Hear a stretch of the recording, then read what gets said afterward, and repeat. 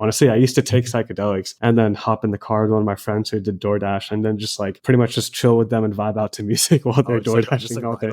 Yeah, just ride along just for fun because I'm like, fuck it, I have nothing to do. So I might as well just like trip and hang out with the homie.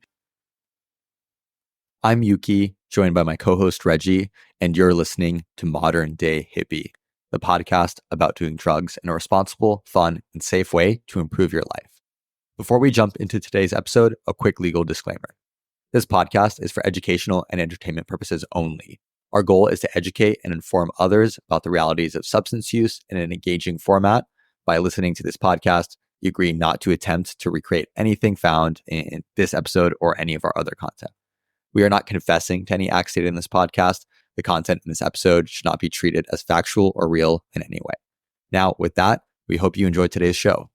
So Reggie's and I conversation took a different turn on this podcast. You'll have to see and find out where that goes. It was not planned, but we were just rolling with it. So just know that the original plan to talk about alcohol and a Sleep No More story, we're saving that for next week.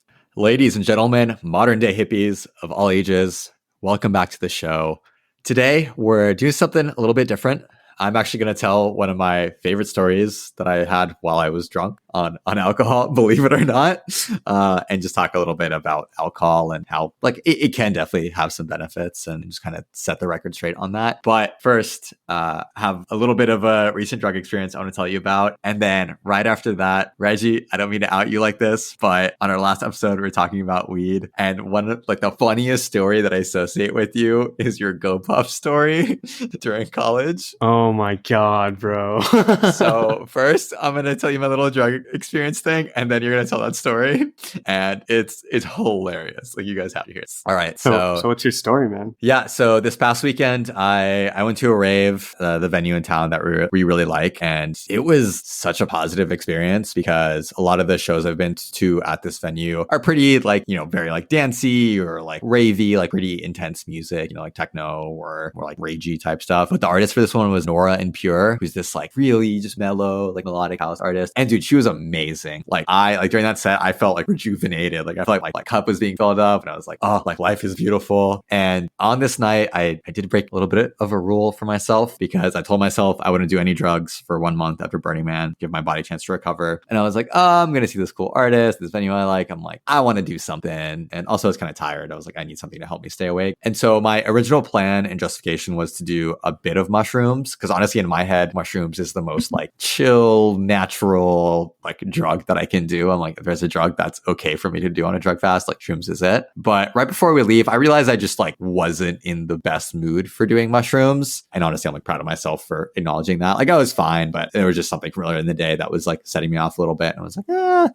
let's not do mushrooms. Like that's not the vibe. So we get there and I did a little bit of ketamine because I brought it with me. And it was nice because I still had a decent amount of like the ketamine spray bottle that I had bought from a friend of ours in our camp at Burning Man. And dude, like this ketamine, it felt very like our ketamine. And honestly, we need to do an episode on the different types of ketamine regardless. But the R ketamine is the one that is less like visual and trippy-esque. And it's more just like, it feels more clinical. Like it actually like is closer to just like straight up putting you to sleep. And I don't know for a fact that it was R ketamine, but I like did a decent amount. And I was in a pretty deep K-hole. Like my eyes were kind of closing, but I was just grooving to the music. And it was really nice. It probably lasted a good like hour and a half. Damn, from ketamine?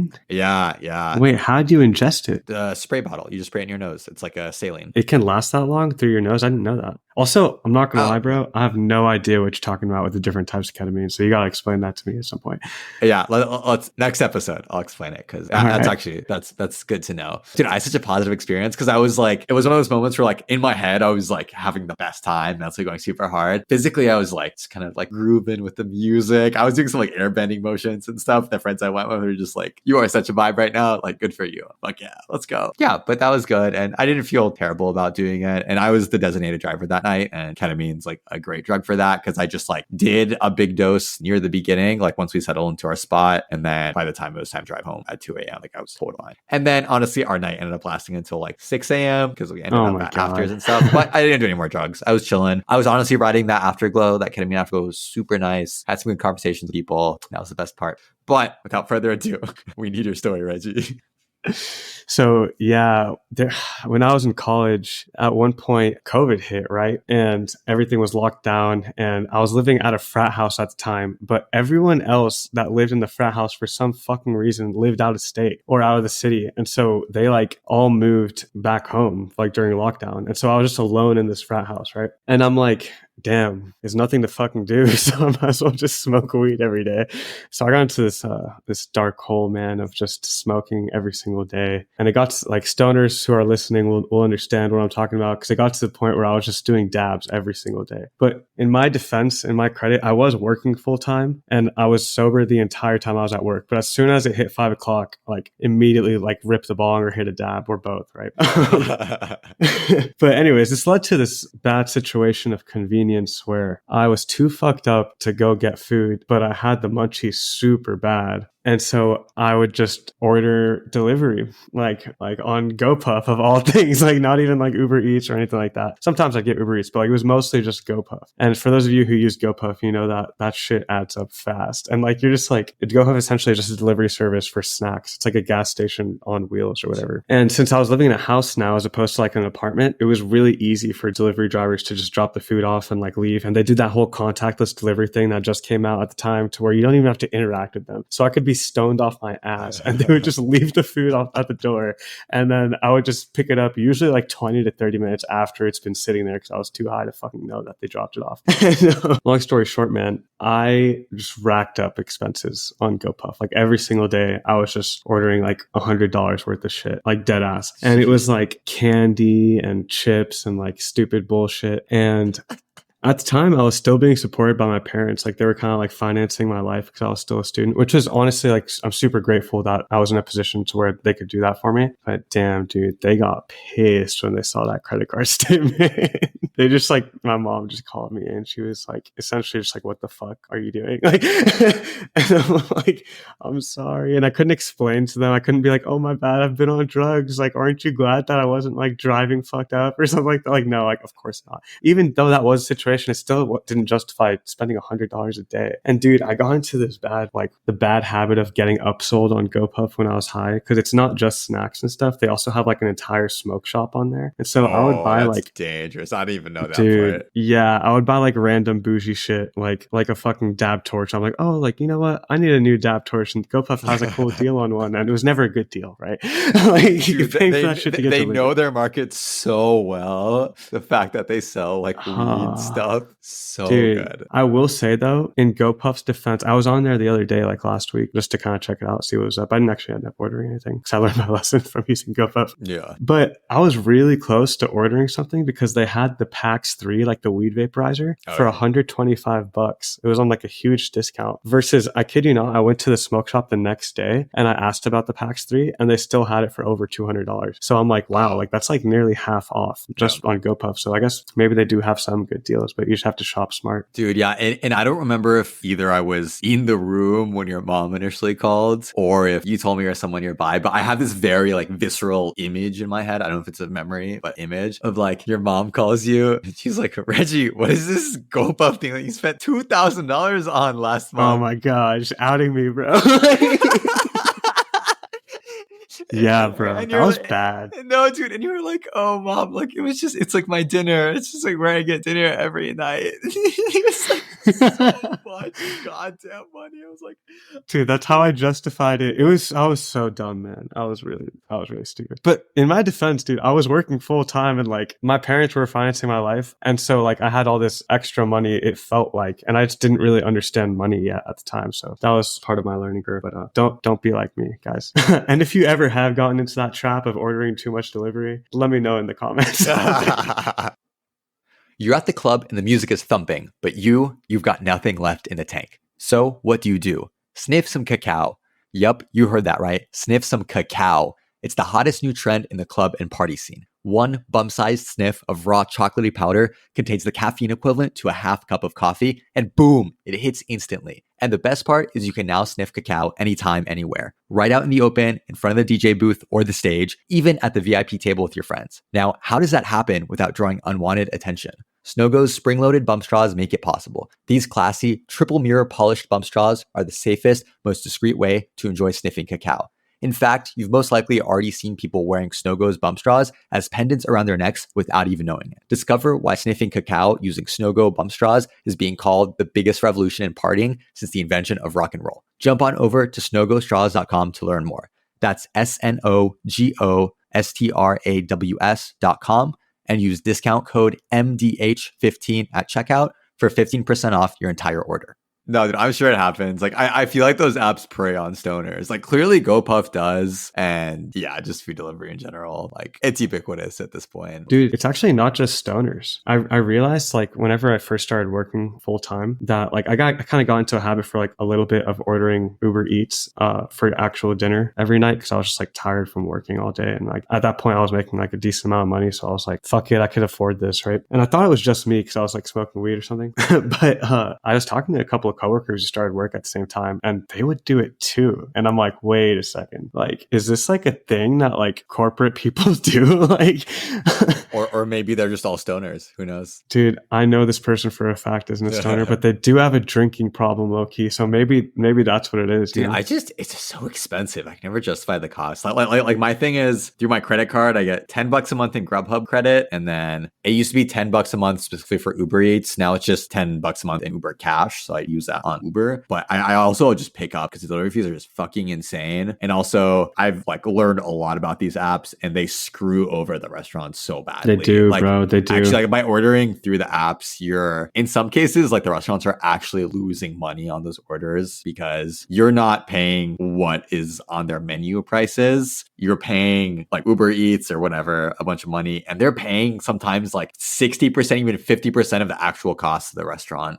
And even them, like food delivery is a very hard game for them to make money in because they need to pay the drivers. Yeah, dude. It's a shitty business. It's a shitty business, and there's not a good solution either, because it's really hard logistically for a lot of these restaurants to deliver, because that requires like a whole thing of like drivers and communication or like user interface or whatever, right? So they end up going with these like Uber Eats and stuff like that, or like DoorDash or whatever. But I was told that they take at least 1/3 of the money. So like if you buy it on Uber Eats, then 1/3 of that money goes to Uber Eats and not to the restaurant, which is like super fucked. And that's why you'll find oftentimes on the menus on these delivery apps, the price for each item is actually higher than it is at the restaurant. Higher. Dude, yeah. Oh my, bro. Now you got me started, bro. Like in the early days of delivery apps, they would put restaurants on the apps that like did not consent to being on apps. Like straight up, someone from Uber Eats would like put like a local restaurant's menu on an app and create a page for it. They actually had an automated algorithm that like created this for local restaurants, and the restaurants didn't even know they're on Uber Eats. And there's actually this very famous article in the tech community called Pizza Arbitrage. And so the story was that so Uber Eats or DoorDash, one of these apps, did this like scheme with one of these restaurants. And because this was still early days of food delivery and they had a bunch of venture capital money to blow through and they wanted to just get more users, they were actually giving people food at a discount to what it was on the menu, which they're not doing anymore because now they're like, oh, we need to start actually making money. Bro. And so the owner of the restaurant realized this was happening. And so he literally started arbitraging his own pizza. So basically what he would do is he would go on Uber Eats, he would pay, let's say $11 for a pizza. And they had all these deals on like free delivery because again, it was just like growth at all costs. Like that was the stage they were at as a startup at that point. So he would pay $11 for pizza. On his menu, his pizza was actually $16. And because Uber Eats didn't have a direct relationship with the restaurant, they were just paying that menu price. And so he was paying 11, getting 16, just making $5 of like free money off of this. And so he just started like ripping this, like just milking this, and made like a decent amount of money. I don't remember the numbers, but it was such a fiasco because it took like Uber Eats or whoever a while to figure it out. And they're like, oh, this isn't good. But also like it's their own fucking fault. Like, because this is all automated, like just an algorithm had created a page for this local pizza shop on Uber Eats. Yeah, dude, crazy stuff. That is nuts, man. That's one of those things that you just wouldn't think about. You know what I mean? Like whenever you're like creating that algorithm, whatever, you're like, you wouldn't expect the business owner to just do that. Yeah, no. Yeah, this is just like startup vibes, which I'm very aware of having worked at startups. No, and the other thing is actually these delivery apps, the only way they like actually make money, like more than to basically break even, is they need to batch at least 2 orders together in one delivery. So like their algorithms are really focused on trying to get one driver to pick up 2 orders, you know, nearby each other and then drop them off. The problem is that's like really hard to do. Even in big cities, it's like not as common of a situation as you think. And so most of these food deliveries is just the driver picking up your order and taking it to your house and dropping it off. And apps don't make a lot of money on this. They're like literally barely break even with just that. So they try at all cost batch orders, and that creates long waits and things like that, which is annoying. Another thing that bothers me is there's a lot of like ghost kitchens nowadays. So right. you guys don't know So you what don't ghost even know if kitchens it's are. like a restaurant. Yeah. So ghost kitchens are just like, it doesn't have actual like brick and mortar restaurant that you can visit. It's just a commercial kitchen somewhere that you can only order via delivery. And I was talking about this with my girlfriend the other day, actually. Like, we just wish that you knew which restaurants on the apps were ghost kitchens. Cause like, I would rather support like a local restaurant in my city. And like, in a way, a ghost kitchen is like, it's probably some,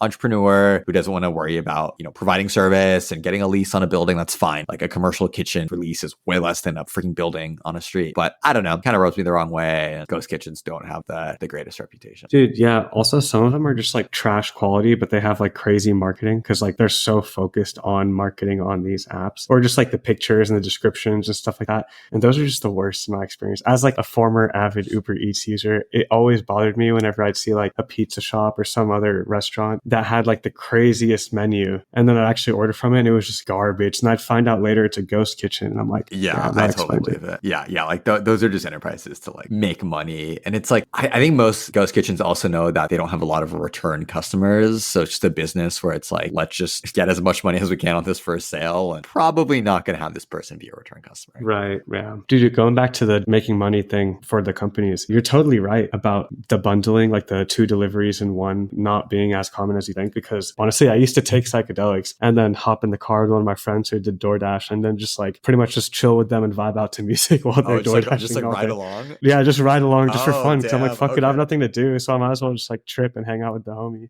like, while they're working. Really had nothing to do, bro. Dude, for real, bro.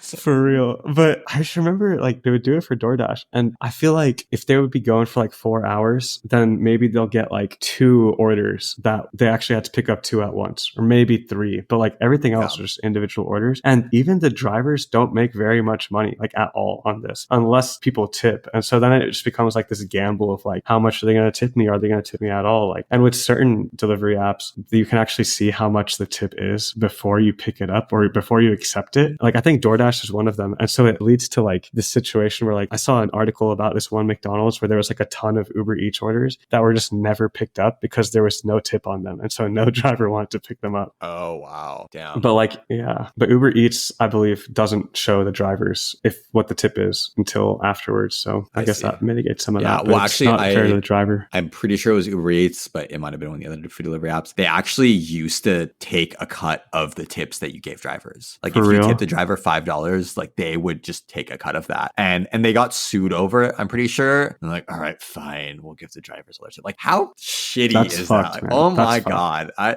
find that out. I was like, dude, fuck these apps on so many levels. Yeah, man. Yes. Again, so many reasons I don't order from them. I will say, I think a model that's more interesting to me, and I only know this because there's actually like a fairly good restaurant in my city, and their whole model is they do delivery like mostly, but they employ all of their drivers full time. Like, their drivers are like on staff and they only deliver for that restaurant. So it's like, it's all in-house. And this restaurant started out as just doing delivery, and it's really good. It's like Chinese, like Panda Express vibes, but honestly, like 2 or 3 levels better than Panda Express. You're like, it's really good. Then you're like, it's like Panda Express vibes. I'm like, dude, those don't add up.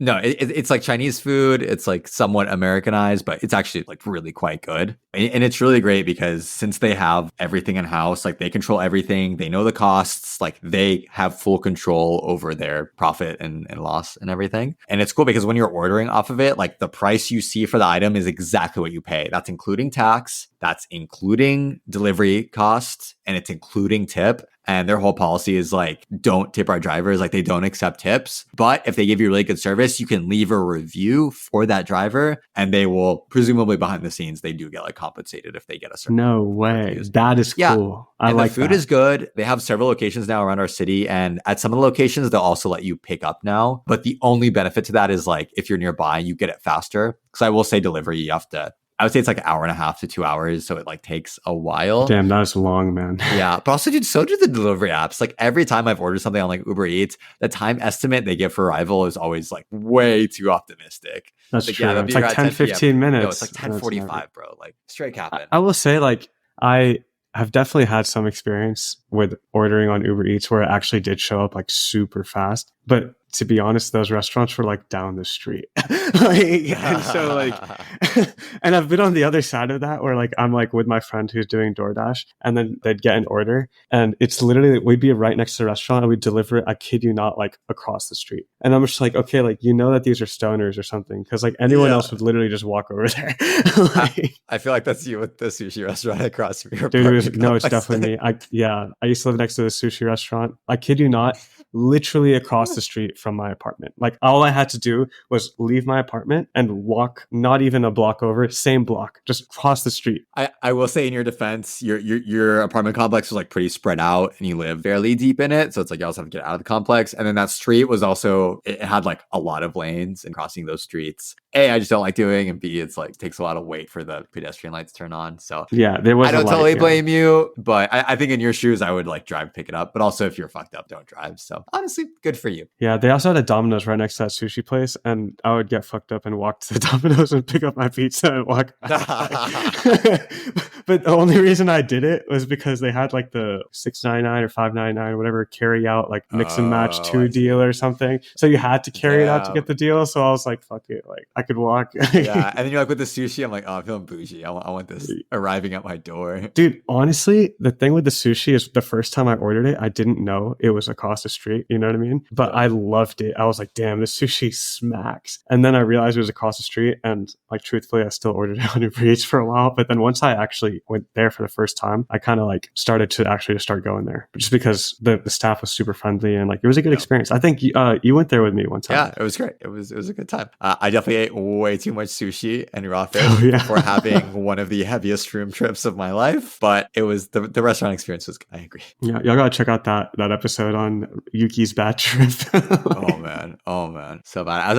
I was catching up with a friend today who I hadn't seen in a while. Who he's actually gonna come on the pod. He's very into psychedelics from kind of like a spiritual way. Like he's been learning how to like guide people on psychedelics, and he actually offered to do like a FaceTime like guided shrooms trip, and he has all these like protocols and stuff. Anyway, we'll talk about this more. Also, I apologize. We spent most of this podcast talking about food delivery. It's all good. I promise that in the next episode, I will tell my story with being drunk at Sleep No More, which is basically like this really intense, like adult haunted house in the middle of Manhattan. Can't wait to hear it. That's today's pod, guys. Thanks for listening. Truly, thank you for listening to the show. We seriously fucking appreciate it. If you want to help us out, just leaving a rating or a comment, you know the drill, would be incredibly helpful. But more importantly, share the knowledge and the love with your friends. Make sure they're getting the information they need on this topic that is so underserved and underappreciated in today's society. We'll see y'all next week.